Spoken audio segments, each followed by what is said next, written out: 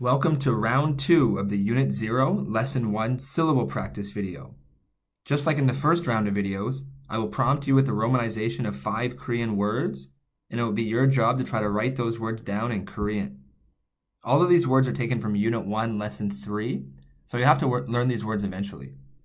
The first word I would like you to try is noon. I'll give you 10 seconds, and you can start now.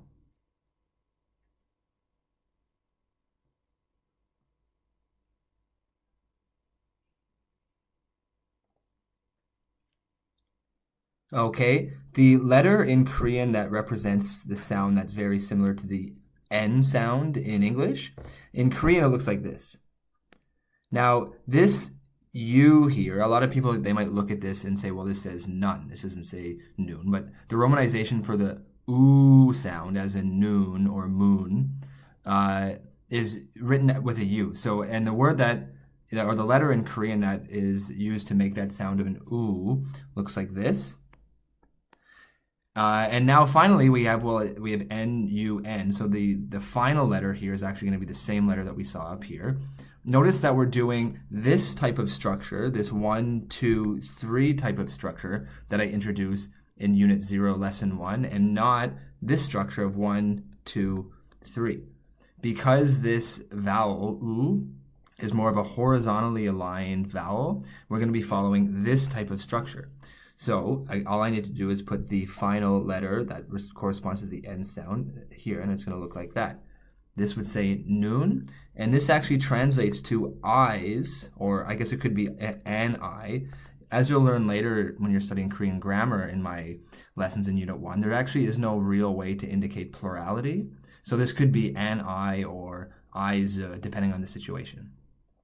The second word I would like you to try is bus. Bus. I'll give you 10 seconds, and you can start now.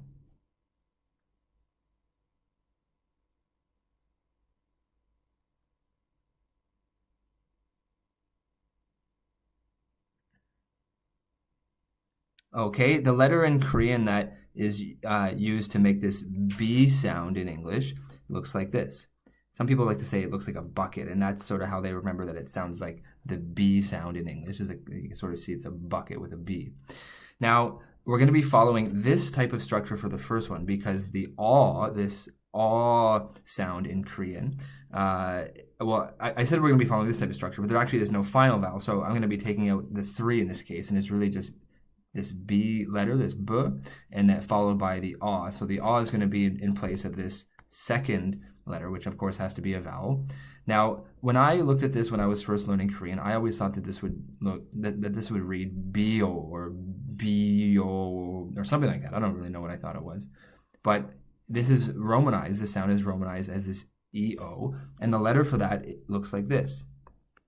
That right now says ball, but that's not the whole word that we want to do here. We also want to include this s.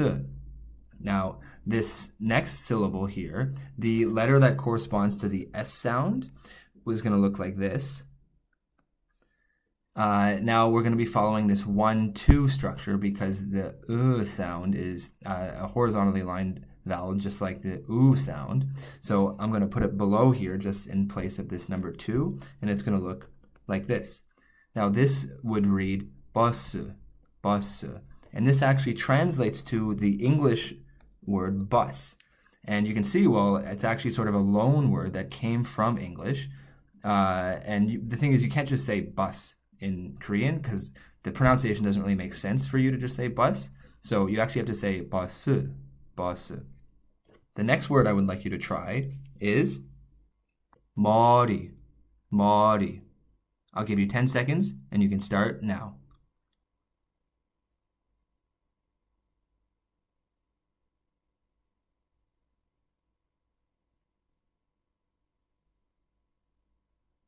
Okay, well this one should be relatively easy, mainly because this first syllable, up here I had ball, but down here I have maw. So it's going to look very, very similar to this in the sense that it's going to have the same vowel and it's going to be in the same sort of structure that we see this 1, 2 up here.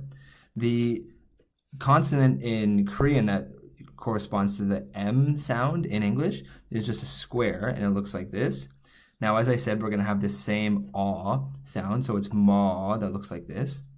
The next syllable, now you could argue that you could write this as ma-ri or ma-li, and neither of those sound how it's supposed to sound in Korean. I always find it unnatural and weird at this point to say some of these things because, again, if I looked at this, I would say none, and if I looked at this, I would say biasu, but you just sort of have to know what these letters represent in terms of sounds for Korean. Saying ma-ri or ma-li both sound awkward. It's really a mixture of the R and the L sound, and it actually sounds like ma-ri, ma-ri. Now, the letter that corresponds to this R or this L, and as I talk about my lessons, it's really neither of those, but the way that we represent it in English is with this R or this L. The consonant looks like this. Now, the I sound, this E sound, is just a straight line in Korean, the vowel, and it looks like this. And this word actually translates to head. Now it reads Maudie, Maudie. The next word we would like you to try is Toddie. And again, you could sort of argue that you could say this as Tari or Ta-li, and actually neither of them sound right. It should sound closer to Toddie. I'll give you 10 seconds and you can start now.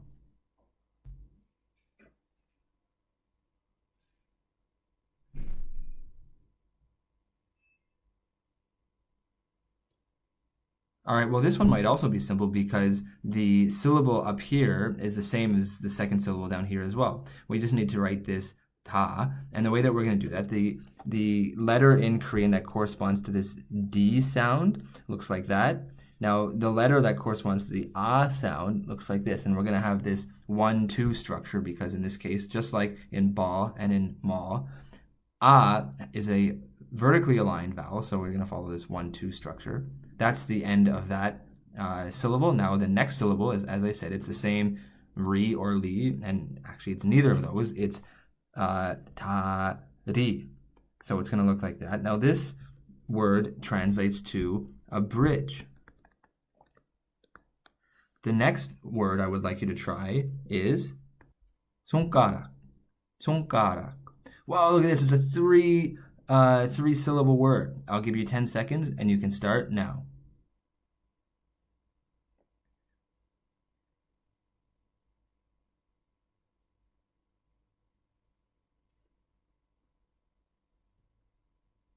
Okay, the first syllable, 손, is going to follow this structure. We already saw this S sound up here in bus. So if I start with that, because that's my S sound, it's going to go like that.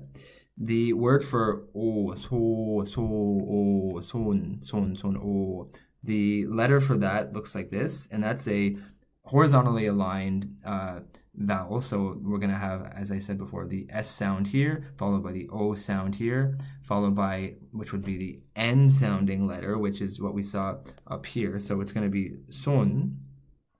The next syllable, ka, is going to be in this structure because, as we saw in word number 4, this ah is a vertically aligned vowel, so it's going to be this 1-2. I just need to find, which I haven't written so far, the letter in Korean that would correspond to the G, and sometimes it's written as a K. It's actually the same letter, this one and this one.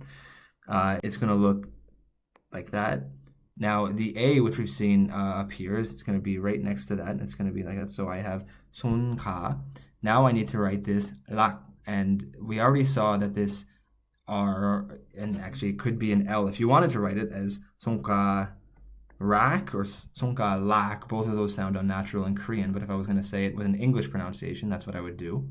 Well, I know it's this letter here, so I'm going to put that here.